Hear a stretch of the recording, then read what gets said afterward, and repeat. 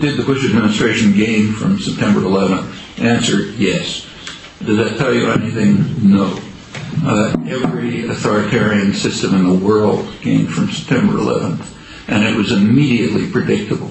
I mean, I remember my first interviews with journalists a couple hours afterwards. The first question I was asked is, about this, and I said, look, every power system in the world is cheering. The Russians love it. It's giving them an excuse to increase their atrocities in Chechnya under the pretext that they're defending themselves from terror. The Chinese love it. They're going to step up their atrocities in Western China against the Uyghurs, claiming it's defense against terror. Indonesia loves it. They're going to go on a rampage in Aceh and massacre everyone because they have to defend themselves against terror. Ariel Sharon will go wild in the occupied territories because we have to protect ourselves from terror. And so it continues. In fact, just about every country, the more violent ones just extended their own violence, but the less violent ones, say like England or the United States or France, immediately imposed what they call protection against terrorism acts of one kind or another, which had almost nothing to do with terror, but a lot to do with disciplining their own populations.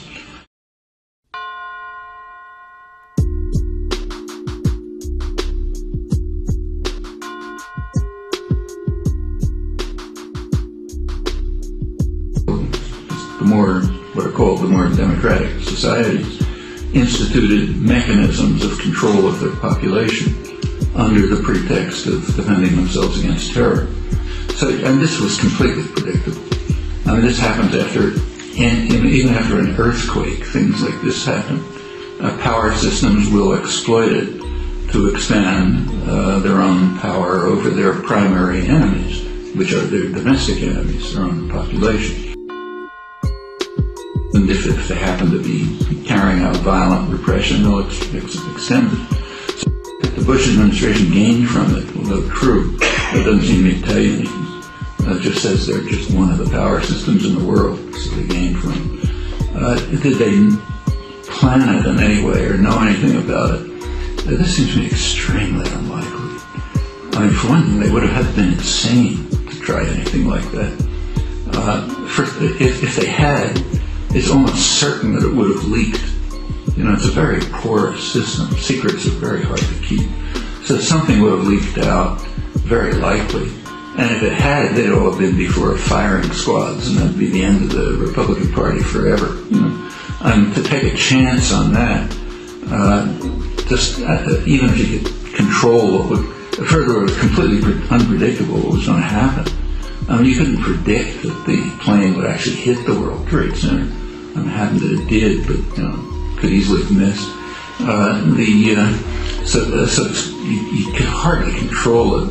But what you could be almost certain of is that any hint of a plan would have leaked and would have just destroyed them.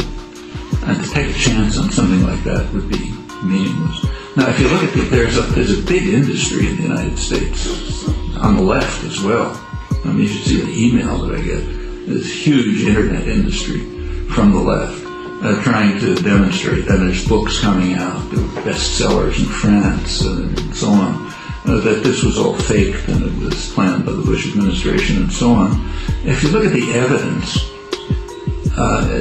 anybody who knows anything about the sciences would instantly discount that evidence. There's plenty of coincidences and unexplained phenomena, why did this happen and why didn't that happen and so on. That's just the way complicated events are. So the evidence that's been produced, in my opinion, is essentially worthless. And the belief that it could have been done is so, has such low credibility that I don't really think it's serious. I should say that, I'm pretty isolated on this in the West. A large part of the left completely disagrees on this and has all kind of elaborate conspiracy theories and, about how it happened and why it happened and so on. But I think they're just, first of all, I think it's completely wrong, but also I think it's diverting people away from serious issues. Just It just doesn't make any, I mean, even if we're true, which is extremely unlikely, who cares? You know? I mean, it doesn't have any significance. But it's a little bit like the huge energy that's put out on trying to figure out who killed John F. Kennedy. I mean, yeah, who knows? And who cares? I mean, plenty of people get killed all the time. Why does it matter that one of them happened to be John F. Kennedy? If there was some reason to believe that there was a high-level conspiracy, it might be interesting. But the evidence against that is just overwhelming. And after that, it's just a matter, you know, if it happened to be a jealous husband or the mafia or someone else, what difference does it make? It's just taking energy away from serious issues onto the ones that don't matter. And I think the same is true here.